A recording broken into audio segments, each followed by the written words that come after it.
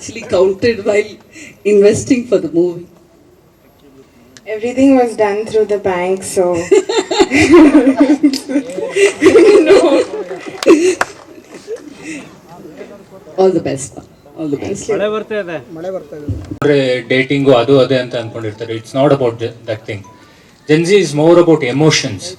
Gen Z ಹುಡುಗರೆಲ್ಲ ಜಾಸ್ತಿ ಅವರ ಎಮೋಷನ್ಸ್ಗೆ ಪ್ರಾಮುಖ್ಯತೆ ಕೊಡ್ತಾರೆ. ಅಂಡ್ ಈ ಫಿಲಿಮ್ ಜೆನ್ಜೀಸ್ಗೆ, ಈಗಿನ ಹುಡುಗರಿಗೆ ತುಂಬ ಕನೆಕ್ಟ್ ಆಗುವಂಥ ಸಿನಿಮಾ. ಅದೇ ರೀತಿ ಈಗಿನ ಹುಡುಗರು ಪ್ಲಸ್ ಫ್ಯಾಮಿಲಿ ಎಮೋಷನ್ಸ್ ಆಗಲಿ, ಒಂದು ಎಂಟರ್ಟೈನ್ಮೆಂಟ್ ಆಗಲಿ, it's a complete package of entertainment Firefly cinema. Nivedita madam, ನಿಮಗೆ ಪ್ರಶ್ನೆ. ತುಂಬ ಜನಕ್ಕೆ ಬೇರೆ ಬೇರೆ ಘಟನೆಗಳು ಇನ್ಸ್ಪಿರೇಷನ್ ಆಗಿರುತ್ತೆ ಇಂಡಸ್ಟ್ರಿಗೆ ಬರೋಕ್ಕೆ. ನಿಮಗೆ ಯಾವ ಪಾಯಿಂಟಲ್ಲಿ ಅಂದರೆ ಇಂಡಸ್ಟ್ರಿಯ ಥಾಟ್ಸ್ ಶುರುವಾಯಿತು, ಜೊತೆಗೆ ಪ್ರೊಡ್ಯೂಸ್ ಮಾಡಬೇಕಂತ ಥಾಟ್ಸ್ ಶುರುವಾಯಿತು ಅಂತ? ಸ್ಪೆಸಿಫಿಕ್ ಇನ್ಸಿಡೆಂಟ್ ಏನೂ ಇಲ್ಲ. ಅದು ಬಿಸ್ನೆಸ್ ಏನಾದರೂ ಸ್ಟಾರ್ಟ್ ಮಾಡಬೇಕಂತ ಕಾನ್ವರ್ಸೇಷನ್ ಆದಾಗ ಫ್ಯಾಮಿಲಿ ಬಿಸ್ನೆಸ್ ಯಾಕೆ ಮಾಡಬಾರ್ದು ಅಂತ ಇದರಲ್ಲೇ ಜಾಯ್ನ್ ಆಗಿದೆ ಅಷ್ಟೇ. Nivedita Sharda here. It's always like your grandma was your inspiration. It is always from the Rajkumar family. But she vouched on novel-based stories. So, but what is your criteria if you want to make movies? My main criteria is basically to put out good content, tell good stories through whatever medium, maybe movies, web series, whatever it is. Basically tell good stories, that's all. Good quality content.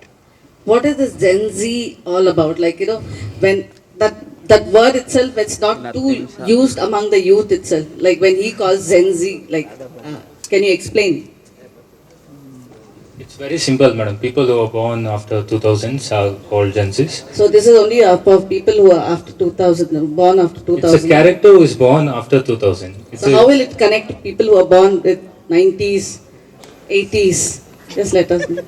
If it's an old film, ಇವಾಗ KGF ನಾವು ಹೆಂಗ್ connect ಆಗ್ತೀವಿ ಅಂದ್ರೆ how will tell, madam? It's that simple.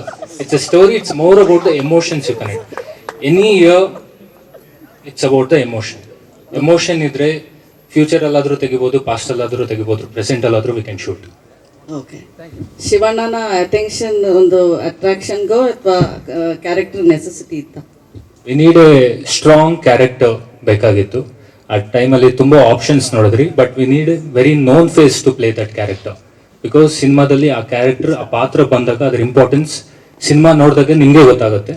And ಆಗ approach ಆದಾಗ madam ಹೇಳಿದ್ರು, ಯಾಕೆ ಬೇರೆ ನೋನ್ ಫೇಸ್, ಬೇರೆ ಸ್ಟಾರ್ಗೆ ಹೋಗೋದು, ಮನೆಯಲ್ಲೇ ಒಬ್ಬ ಸೂಪರ್ ಸ್ಟಾರ್ ಇರಬೇಕಾದ್ರೆ. That's how madam convince Shivanna.